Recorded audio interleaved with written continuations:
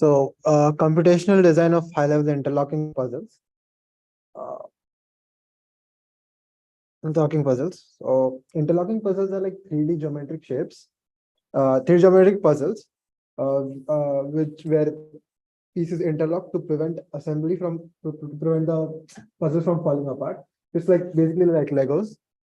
So like if you have a built-in, for example, if I've ever used like built something from Legos, you cannot remove the whole structure without like moving the first piece.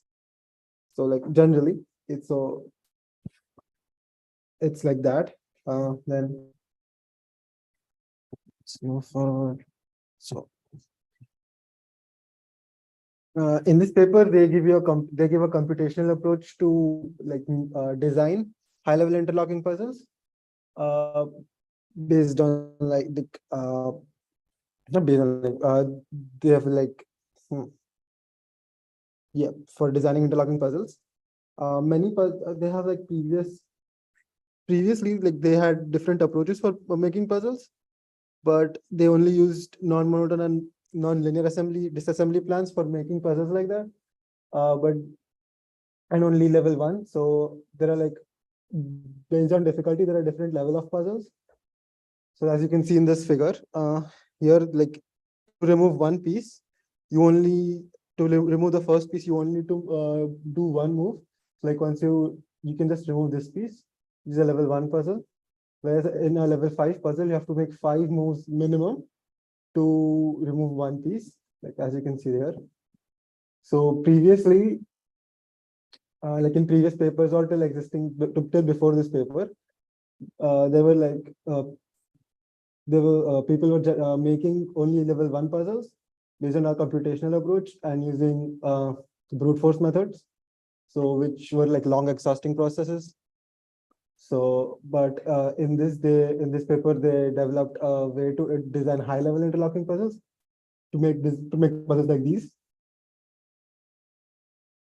So here you can like specifically read the contributions what they did. So we can just go through them. So they propose a graph-based disassembly planner to make exact level of difficulty of an interlocking puzzle. So till now, in previous papers, they made using the brute force method. They just made difficult puzzles. They could not make a specific level 2 puzzle or specific level 3 puzzle based on like if you just like tell them to make a level 2 puzzle, the code used like long processes, which was very time consuming and power consuming. But from this method, they can just they use a disassembly planner to make the exact level of interlocking puzzle. They present a computational framework for constructing the geometry of each voxelized puzzle piece iteratively, guided by the graph-based disassembly planner, which we'll go seeing ahead how they how they iteratively mix voxelized puzzles. Then they formulate and solve a shape optimization problem to deform an input shape slightly such that we can generate high level interlocking with smooth appearance and structural level. So this will be also talked about further on how they formulated and solved a shape optimization problem. We talked about related work. So till now, here we can read an interlocking puzzle assembly. Till now, they only made like level 1 puzzles where by using the first move, you can remove the first piece or call it the key. Then so once you're linear disassembly, you didn't take that. So let's go. Linear disassembly and linear assembly. So what is that? It's like not really exactly sure how to explain it to you. If either of you can take it if you guys want.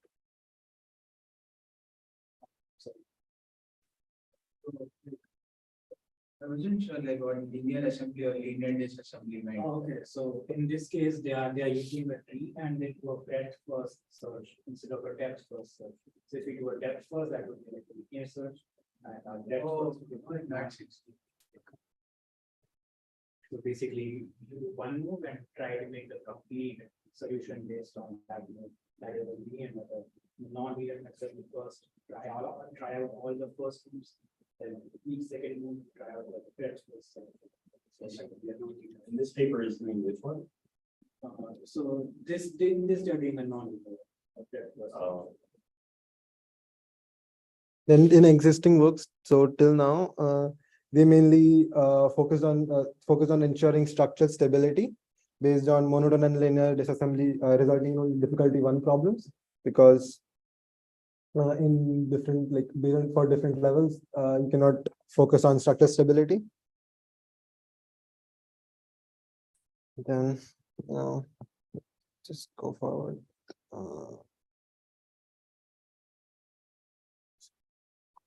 So in assembly planning, the goal of the assembly planning before this was to find sequence of operations, as you said, like as a in a depth first method. So like using one move, just going to trying to find the solution before this. So one second. So here you can read previous works dealt with non-monotone assembly planning, but are not applicable to finding an optimal non-monotone disassembly plan. So if you do by depth first research, there is just like it takes a longer process to find the optimum way to solve the problem.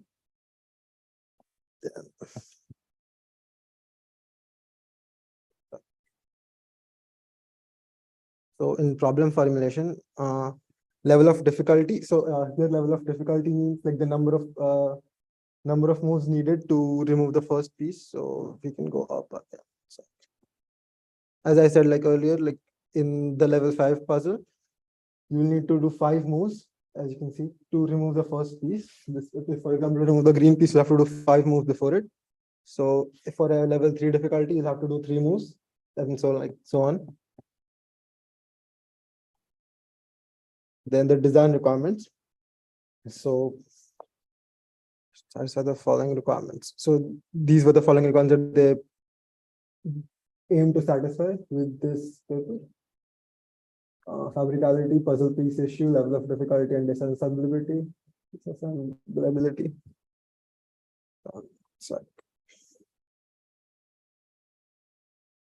So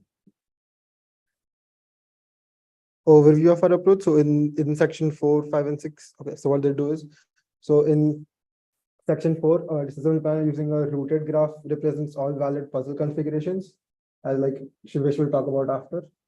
And in section 5, they propose a computational approach to design the high-level interlocking puzzles.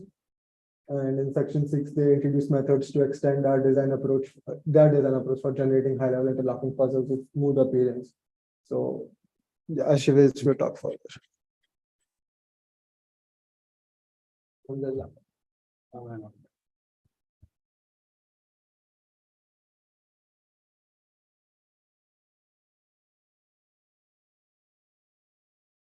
Right. So for the first part, I'll be talking about how we can go from a puzzle to its solution. And in the process, we also want to find the level of the puzzle, and also if the puzzle is at all solvable, because there are some puzzles which just can't be solved in this case. So first, some basic terminology. So this entire thing is basically a puzzle, and a piece is basically, as you can understand, in this case, these are all pieces, and we name them as P1, P2, P3, and so on. And a move would be, in this case, basically a movement of a puzzle in a way such that it does not intersect with any other existing puzzle. And for each puzzle, each piece, we also define something called a state, which has 3 vectors, basically X, Y, Z. So in the initial position for this piece, the state is 0, 0, 0. And once it has moved to the right by 1 step, now it has become 1, 0, 0, and so on, basically X, Y, Z coordinates. And once a piece has escaped the puzzle, we say that the coordinates are infinity, infinity, infinity. And so that's how we define basically the solution. And so first of all, we want to find out the level of the problem. And like I said, in this case, they have employed a breadth first search by making a tree, which looks something like this. So we have the root node over here, and we basically look at all the possible movements from this configuration, which is basically the pink piece moving to the left or to the right. And we make a tree out of all this. And as soon as we have as soon as you have one piece going out, we label it as a target node. And in this way, we form the complete tree. And obviously, to find the level, we would look for the shortest path to a target node, and that would give the level, which in this case would be like 1, 2, 3, 4. So in this case, the level would be 4. And this is basically the pseudocode which they employed, but it's basically this algorithm. Yeah, so in this way we can find the level of difficulty. And now a bit about how we make the puzzles themselves. So yeah, so whenever we make a piece, we want to ensure that that piece is movable but not removable. And any configuration which we form, we always want that until the last step, there is no removable subassembly. As soon as the last step is completed, it should be solvable. And to do this, I'll explain a bit about the algorithm. So basically, for the first piece, what we do is we decide on an arbitrary direction, which could be X or Y. And in this case, for example, we decided on X. And we look at all the voxels which can be moved in the X direction, and we want them to be non-removable. So there should be some piece in that direction which should stop it. So in this case, these S voxels can move to the right, but there are T voxels to stop them. So these are good. And similarly, these are also good, and these can stop them. Then we randomly choose one of these S. So for in this example, we chose this one. And then what we want to do is we want to expand it in such a way such that it gets blocked after one move, so that it's not removable. It's movable, but not removable. So in this way, we form the first piece. And once we move the first piece, we have this configuration. And then from a similar approach, we choose a direction. In this case, we chose Y. And then we look for voxels which can move Y and which have something stopping them. So in this case, this is the only piece which can move upwards and has something stopping them. And also this one. So we randomly chose this one. And similar to the previous approach, we again expand it in such a way that it gets blocked. And that's how we form the pieces one by one. Is there like a prevention from choosing the edge pieces? Yeah, like I said, so whichever piece you choose, whichever piece and direction you choose, it should not be completely removable. There should be some part of the puzzle blocking it. So like in this case, these S can move, but T is blocking them. Right. So if you choose an edge piece, it'll be removable. Yeah. All right.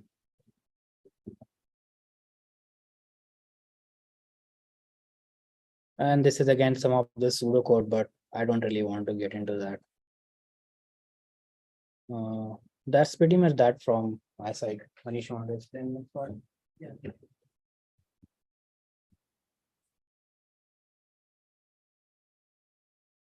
So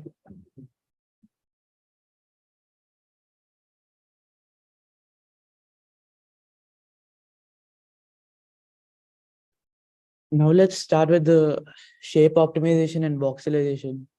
So in the previous sections, we discussed how to generate like high level interlocking puzzles with voxelization. Voxelized shape, sorry. So in this section, we are going to see like how to generate smooth puzzles with voxelized shape. So first of all, everyone's going to think like we need to apply CSG intersection. That would be like very easy to do. CSG intersection is basically like using a Boolean algebra to,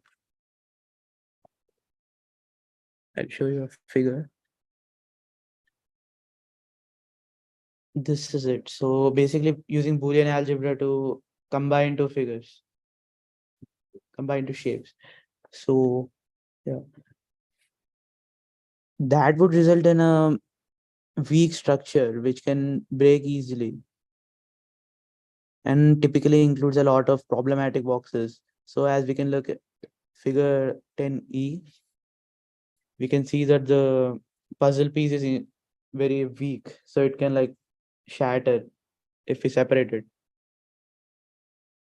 So to address this issue, we are going to like minimize such problematic voxels.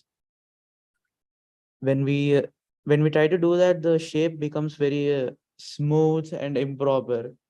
So it will be like this. For example, the cow is very like thin and good looking in the left one, but it becomes like the right side. But it's very rigid and won't break easily when separated. So now there are two parts of this problem. First one is the optimization. Basically, we need to preserve the shape as much as we can, and we need to like reduce the number of problematic voxels. So for that, we are basically doing the process in the figure 11A. First, we need to identify like what are the problematic voxels, and then we need to like adjust the shape of the mesh to make it more rigid. So here we can see the color coded for like full voxel, partial voxel, and problematic voxel. So problematic voxels are basically considered problematic when they are like 0.1 mu cube volume or less. Mu is basically the length of the cube we are considering. It is like provided into the programmed into the software. It is given by the client, so we don't need to worry about it. So this will be the function used for that, where lambda is like the weight for that energy, and the first function we're seeing here is the function to minimize the number of problematic voxels. So T is a translation vector that defines the position of the mesh with respect to the voxelized shape, and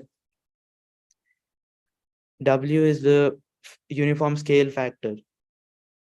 So basically the scale of the mesh for which like all the voxels are included in the mesh.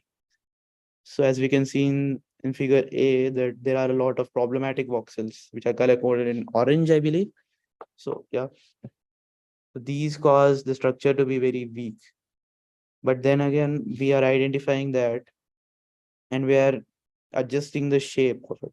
So now there are no problematic voxels in this shape. So yeah, then the shape is very rigid, but it's slightly smoother and deformed. So for the first function, to minimize the number of problematic voxels, it's very challenging due to two reasons, because it's complex and it involves like differentiation on the CAG intersection operation between each voxel. Basically here we're not just combining both shapes, we're combining each voxel using the CSG intersection. So that becomes very complex. So So in the minimization problem you were showing, sorry, words like T and W. T is a translational vector that defines the position of the mesh M. So position and. Yes, a T particular- translational vector, basically like yeah, like the linear transformation basically. What about W? W is the uniform scale factor of the mesh and basically the size of capital V is the vertices of mesh M. So as we can see in figure B, the vertices of the each voxel basically. So yeah, and for the step 2, we need to discuss in more detail about the minimization of problematic voxels. So our first challenge is that it was very complex. The function is very complex. So so the paper formulated another equation for the problematic voxels, which includes the shell S. So they defined the shell S using inner and outer surfaces, which they obtained by offsetting the boundary surface M full by mu. So we know mu is like the side length of the voxel, and they varied A by 0.5 and 0.9, and they multiplied it with mu to get like the boundary of the voxel, and they made, so that's what they call the shell S. So basically the distance between the shell S and the distance between the face, so basically the distance between the face and the shell squared is the number of problematic voxels according to them. So yeah, that's how they formulated the function. And now let's go to the results. So they implemented this function in a normal computer, like a daily use one, because everyone needs to use this. So as we look at the results,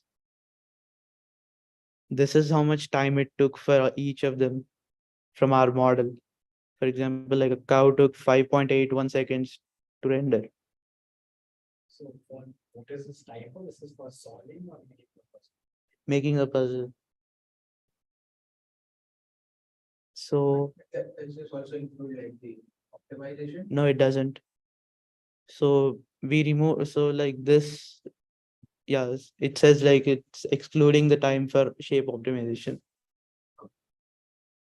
I guess like I was just thinking instead of like because now the shape optimization is such based on how is a voxel full or partial or how much area does a voxel take.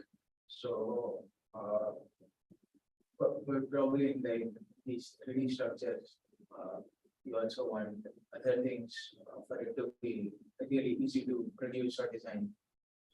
It's like the stress it takes, or just like simple Laplacian smoothing, something like that.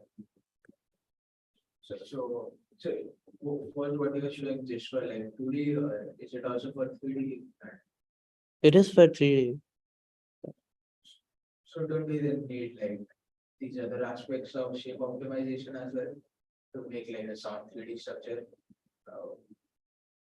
Because like whenever you move it, there will also be the SB, the body rotation stress, or what we call in like SBR stress. Yes, so we do need to consider all the physical aspects. So, but we are ignoring everything in this paper and leaving it to the machines which do this. Yeah. So yeah. Are they then able to like create 3D objects from this? Yes. Like, Yeah, I think they were also able to 3D print. oh, And we have some videos as well later. Hmm. Yeah. So so those diagrams up here, are that's what they generated yes. in 2 minutes? Yeah. Hmm. Oh, So these are the objects for the times. Yeah. So just a heads up, like number of whole voxels is E, number of puzzle pieces is K, and target level of difficulty, which basically means like how complex how complex an object can be rendered using our model. So as we can see in this table, like this is like a Gontier 2020 is like a previous approach for this thing. So as you can see, our model clearly has more levels of difficulties. For example, like for k equal to 5, ours can generate 8, and Gontier 2020 can only generate 5. And for like cube for 5x5, k equal to 5, we can generate level 14 object, but they can only do it level 8. And for 6 by 6, it's huge. It's a huge difference, basically, like 27 levels for us and like 8 for them. So Wait, is this like the maximum number of level 6? yes, This is like, so for a 4 by 4 by 4 cube, you can only, there's the maximum like level 6, there's only 5 puzzles that are level 6. Like given that cube, or like, no, or like they only found, Key is Okay. basically number of pieces. okay, is the number of. Yeah. pieces. so So and from a 4 by 4 cube, you can make a puzzle of 6 pieces, which has a level 5. Oh, I see. so these are like the maximum level our models can generate, basically. So level 27 implies it's really good, and level 8, level 6 implies like it's decent. So in both of these approaches, they were trying to calculate the, like, they were trying to find the most complex Yes. puzzle, given like a number of pieces. Yes. Oh, I'm just like, oh, this and. Those are- Yes. Uh, that's cool. Oh, could you? Hmm? Yes.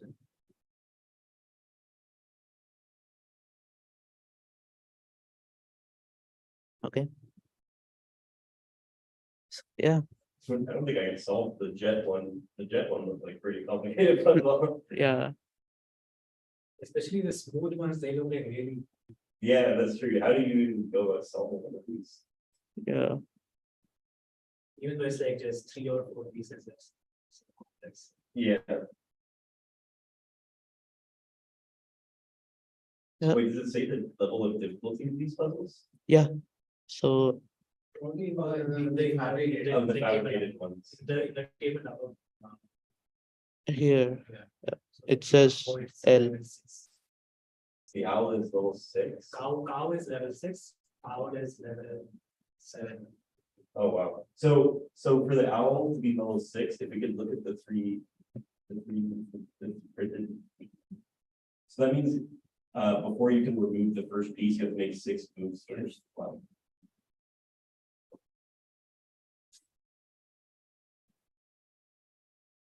Yep. So that concludes our paper. So basically we discussed like a computational approach for designing high level interlocking puzzles. So yeah, that's it. All right. Maybe you can also just show the video of the CD printed ones.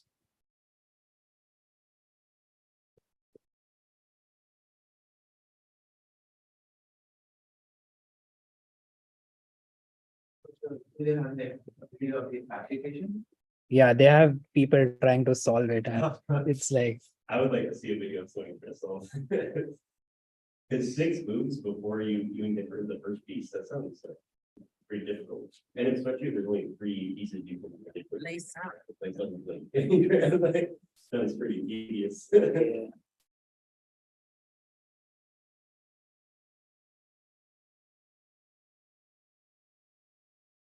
They did the ad block. mine didn't get elected yet, so I'm good.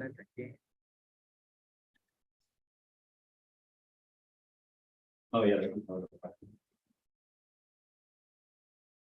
Oh. I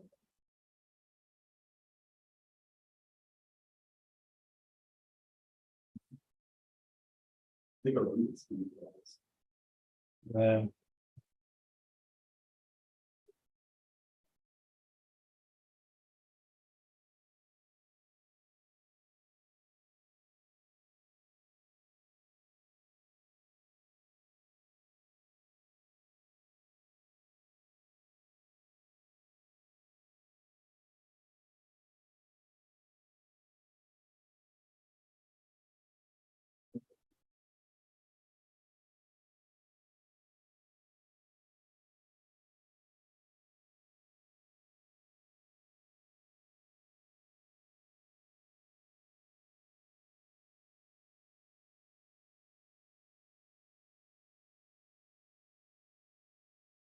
How do you even think about that? He was known. Yeah, yeah, I He- do. He memorized. Level 16, that's. There's no way.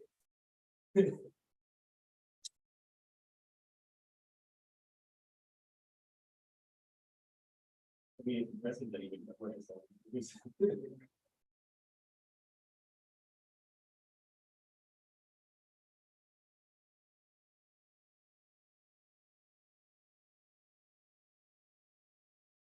This should be a competition. This is.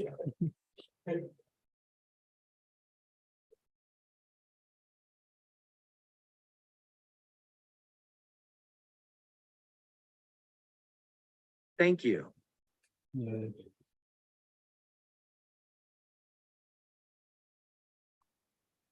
It's like. It becomes really hard to create more and more complex puzzles that increase the resolution of it because. I guess the results kind of showed that, it's. So Yeah, for this approach, actually, like as you increase the number of pieces, it becomes even more easier to make levels higher levels I of. think actually, but I was just like seeing the last 17 one and Yeah. it's like. I don't know. Yeah, This big, there's 20, level 27 for 5 pieces. Yeah. But they can only get 17 levels for 6 pieces. yeah, It should be like really hard when you try to do larger resolutions because. Yeah, I guess like what's the. So this should have like some exponential complexity, right? yeah, probably. Yeah, I mean the previous approaches like couldn't even do k equal to 6. They just did 1. Yeah, Yeah. that makes sense. Well, and level 1 difficulty is trivial, right? Yeah, I mean, once you remove the first piece, it's really not that difficult one. Yeah. Yeah, you have a lot of So options. what that's saying is the first paper, it was too complex for them to even generate a higher level, like with more pieces. and Yeah. Larger structures. Yeah. Yeah, that's why this paper also got a SIGGRAPH award, I guess. So it was. Say what? It also won an award at SIGGRAPH. Best paper Yeah, award best last year, paper right? award, I guess. Yeah, I think that is.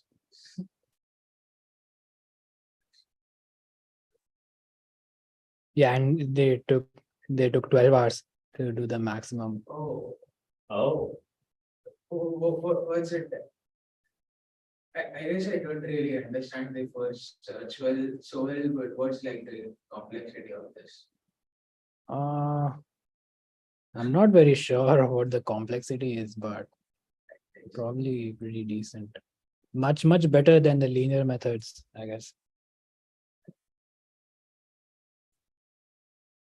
so for each of those, so for 6 pieces and for a 6x6x6 cube, Hmm. they use 12 hours, and with 12 hours of computation time, they were able to find. I mean, 12 hours was the maximum cutoff set.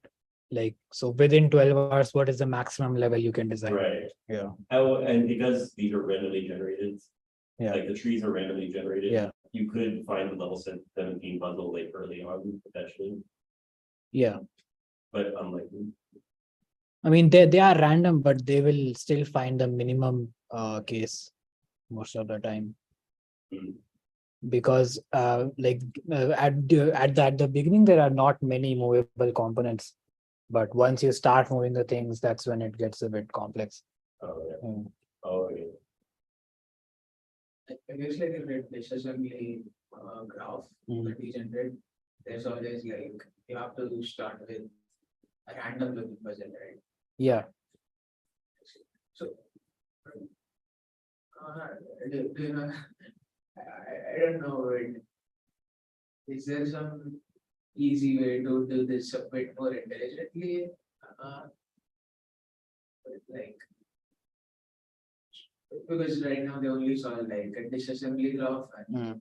there's nothing really to intelligently make an assembly. It seems, I was just thinking if there's like an intelligent way to do this instead of just like I mean, do you mean something other than a tree or graph, or do you want to do better search algorithms for the tree? I guess like intelligently choose the root node. I mean, root node would obviously be the given condition, right? And they randomly generate the root node, right? Oh, Like no, the- I the mean, process. for this process, like they assume that you have a given puzzle. They don't, Right. yeah, But when they're generating the puzzle. yeah. Like, and so here they generate the puzzle and then they give it to the root node and then the root node solves it. Or when they generate the puzzle, do they know how to solve it after they generate it? Yeah, they do know how to solve it, so it goes through like something like this. But the assembly is still like randomly chosen, right? Yeah, it has some random components, Okay, yeah. okay, good. So like I said, for example, choosing the first piece, you have like 4 options and it randomly chooses one of them and so on. So it has some random components, but yeah. No, I was just thinking like if there's some easy way to do this a bit more intelligently. Yeah, probably hard to think of something. Yeah. I mean, I don't get, and I was just like wondering how easy or hard is this for like an RL problem if you were to try to take that, I don't know if you could have tried doing that, but you know, how you like seen that happen sometime? I don't think so. Probably. Bhavya, did you see any machine learning approaches in the related works? Not really, yes. There's like one previous paper cited, you can do for. There's one or two paper cited, there.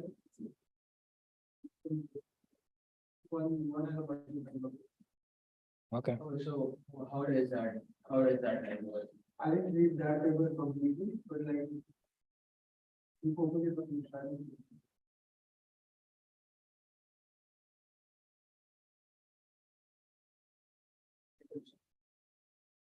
Yeah, I think I found like a high level interlocking puzzle implementation using like reinforcement learning. I guess that's not an unexplored problem apparently. Interesting. But I don't think it can produce better results than this right now, at least. Yes, results are not as good. Yeah, probably not. It took too much time to. Yeah. I wonder whether that is the case with this. With this like it is just like doing the exploration randomly, Hmm. and there is no like so shouldn't like something like PPO or any of these other optimizations do better. Yeah, it's quite an interesting problem, and I'm sure there will be more work on this. Yeah.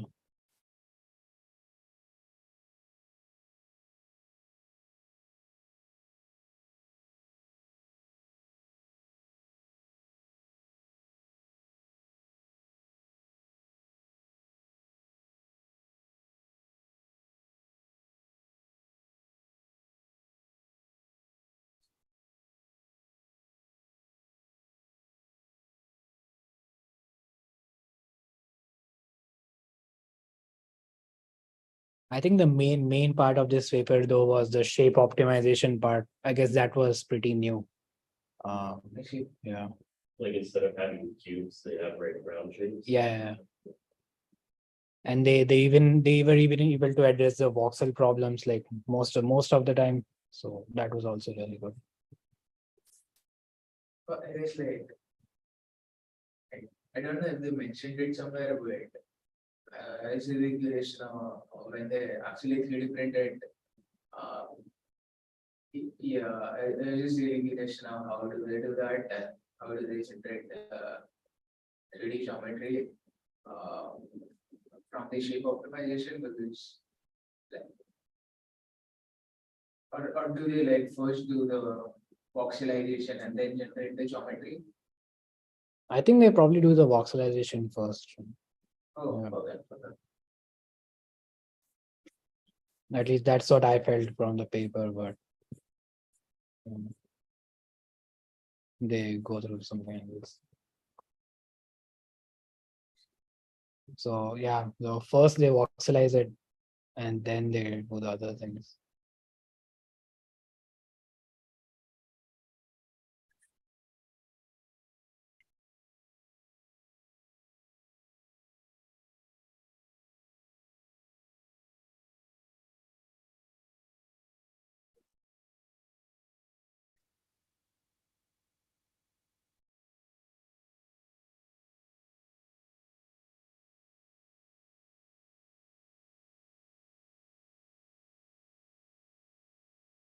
Yes, so I guess that concludes the paper discussion for today.